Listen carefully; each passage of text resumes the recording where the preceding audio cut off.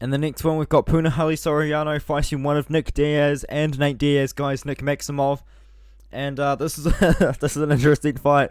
I personally think it's a little bit too much too soon for Nick Maximov, considering he took Cody Brundage to a decision, and a relatively well fought decision as well. And Cody Brundage was fighting on short notice, so that kind of concerns me. Now they've just all of a sudden decided to give Nick Maximov Punahele Soriano. Maybe the UFC knows something that I don't, but I think that this is just a massive jump up in competition compared to where he was fighting Cody Brundage, fighting these unranked guys on the regional scene, beating Oscar Cota at heavyweight, it is worth noting, and then he beat Cody Brundage at middleweight. I picked him to win by submission. He didn't win by submission. But that's the thing about Nick Maximov. He's pretty much all Brazilian Jiu-Jitsu. His striking is developing.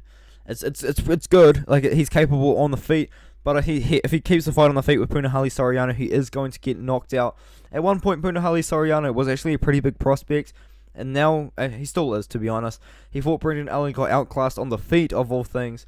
But before that, knocked out Dusko Todorovic, knocked out Oscar Piota, went to a decision with Jamie Pickett, where he defended one takedown and one on the feet, and he submitted Jonathan Patti over in the LFA, which was 3 years ago. Both guys pretty young, Nick Maximov a lot younger.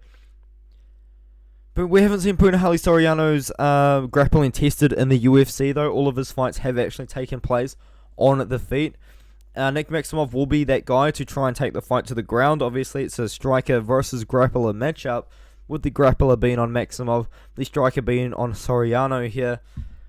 It's a difficult fight to predict. The lines are actually somewhat wide in this fight here. If we go to the fight on best fight odds, if I can actually somehow find it for you guys. Now, I think Punahele Soriano is like a minus 200 favourite, and we've got Nick Maximov returning a plus 160. Plus 170 underdog. So maybe there's money to come in on Nick Maximov, and we could see those lines closing up a little bit here. But it's very difficult to not pick Punahele Soriano here, considering the advantage that he's going to have on the feet.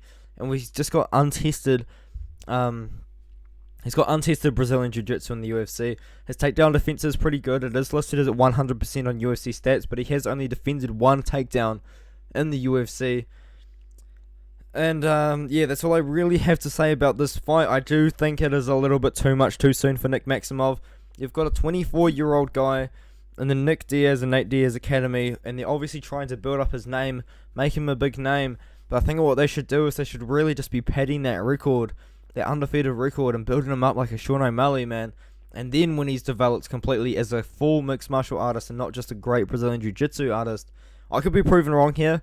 Then you can give him Punahele Soriano and those kind of guys. But I think it's just a little bit too much too soon for Nick Maximov here. I think Soriano is going to keep it on the feet. I think he's going to light up Nick Maximov on the feet. Nick Maximov is not going to be comfortable in this fight whatsoever. Nick Maximov, Punahele Soriano by knockout, in my opinion.